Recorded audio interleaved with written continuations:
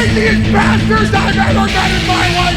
I love everyone. What's going on, you crazy bastards? You're back here with Rob Kimball from sonsofwrestling.com for a WWE Smackdown review, and we have John Cena to open the show on Smackdown.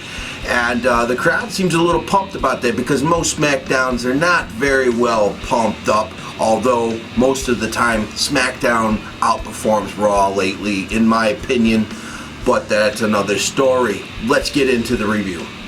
So he comes out and he wants to prove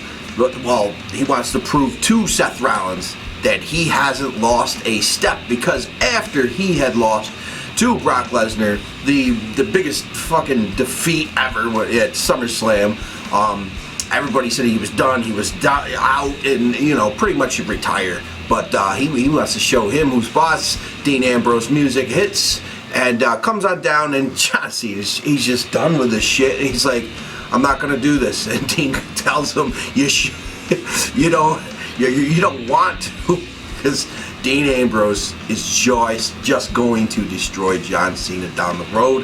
And if that day happens, the internet wrestling community will explode. If it will happen. You never know. But anyway, I found that really funny when he just tells him, no, you don't. So John asks for a truce, and he says, listen, we're losing our focus on what the main picture is. If I get him first, if you get him first, we'll leave it at that. That way somebody takes him out. Dean's pissed. He drops the mic. He does not want to agree to this, but in the end, he goes to shake his hand, and up on the Tron, you got Kane, Randy Orton, and Seth Rollins. And they throw out some shit that, little rumor deals. Oh, he said, she said, that type of shit. And it was quite funny, especially the cereal box. Seen as an overhyped superhero that couldn't fight his way out of a cereal box. That was good. Randy Orton, nice line. Then anyway, they end up setting up a little tag match for the end. Kane and Orton versus John Cena and Ambrose, to see if they can actually work together, if they're on the same page. If that's, or will the Lunatic Fringe and the C Nation destroy one another? We'll see where it goes later on down the road here. Then we have Miz and Mizdow versus Sheamus and Ziggler, and pretty much a one-sided match here until we're outside of the ring. You have Miz grabbing a chair and planting it into the gut of Sheamus, pissing Sheamus off in the end here.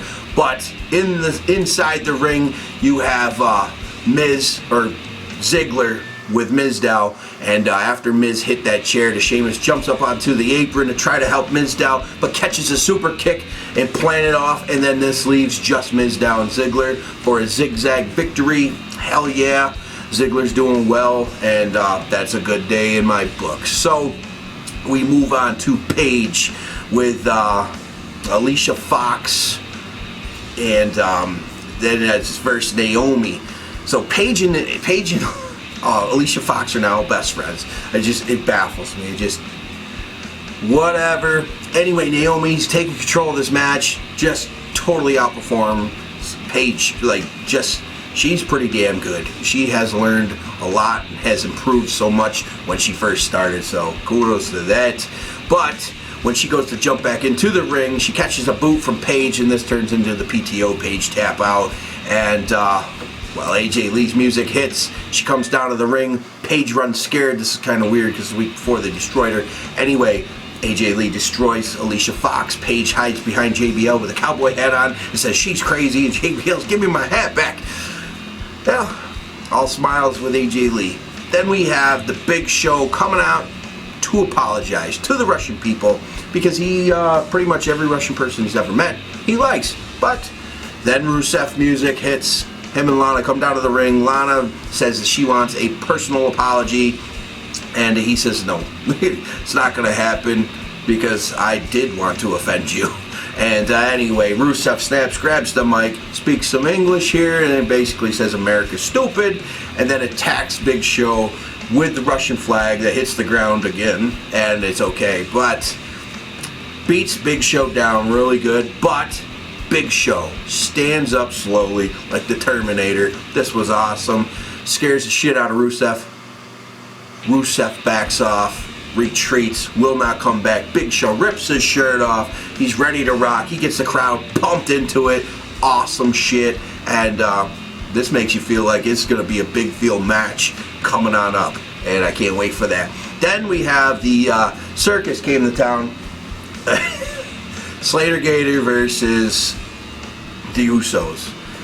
And the alligator and the bunny. Anyway, like I said, the circus showed up.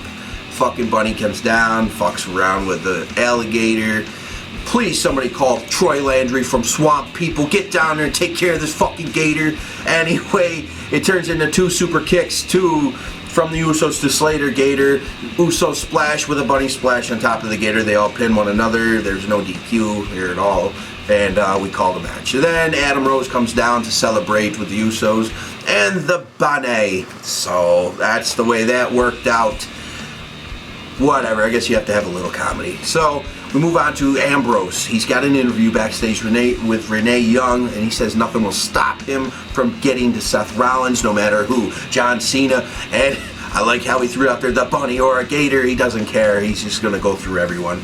And this leads to Cesaro versus R-Truth, and where are we at? Milwaukee, Wisconsin. I like how R-Truth capitalized on that from his blunder from a few years ago. They brought it up too. It's pretty fresh in everybody's mind because it was hilarious.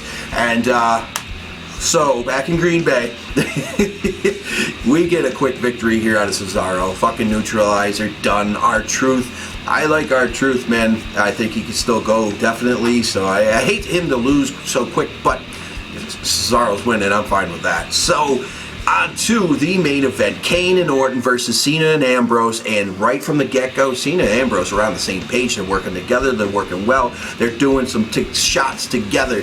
And really good shit to see. And, well, we come back from commercial break, and Dean Ambrose is just in the ring. You know, he's just getting beat down. Fucking, they keep tagging, quick tag. You know how the roll goes. We're ready for the hot tag.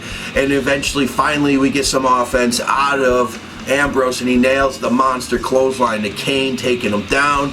And we're going to get a hot tag. Oh, no. Seth Rollins shows up on the ramp, and Cena is just not focused anymore. It takes off after Seth Rollins because it means so much to him to beat him down.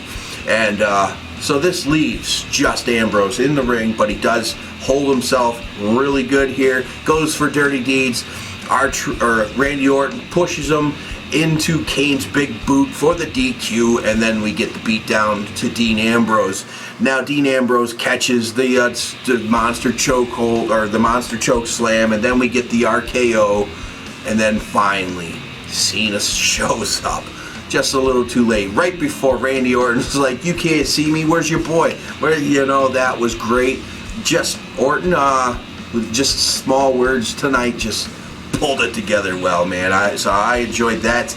And finally, when Cena does come out, he looks a little ashamed of himself that he couldn't control it. He had a match, and right there, he had to focus on the match, and now he's losing it like a rookie. Come on, man.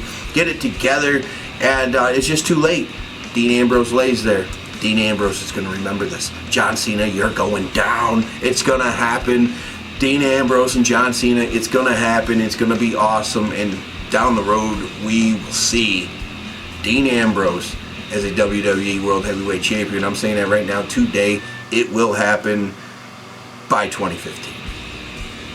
Hey, I might be wrong. Shit, I was wrong about Wade Barrett by 2012 to become the World Heavyweight Champion. That never happened. So don't take my word for it. But anyway, it was a fun SmackDown, decent, and lots of good shit, man. So follow me on Twitter. You know the deal. At Rob Kimball Brand. Go to sonsofwrestling.com. Get yourself some cool ass t-shirts, some hoodies, all that good shit, and support pro wrestling. Interact with one another down here. What do you want to see out of Dean Ambrose, John Cena, or Seth Rollins, triple threat? What is going to happen here? I don't know. Put them all in a cell. Fuck it. Hell in a cell right there. Triple threat. Why not? Might as well. Keep it going. It's going to be good shit. It's going to something that takes us into the new year. At Rumble, finally, you might have some kind of something going on there. Too many options out there for us to pick right now, but it'll be revealed to us. So hell yeah, WWE, support it. Go to the network, check out all the good shit. Content for $9.99. You can't beat it. Seriously, for real, can't beat it unless you steal it. So Dean Ambrose likes to steal shit. All right, guys, fun times. Peace.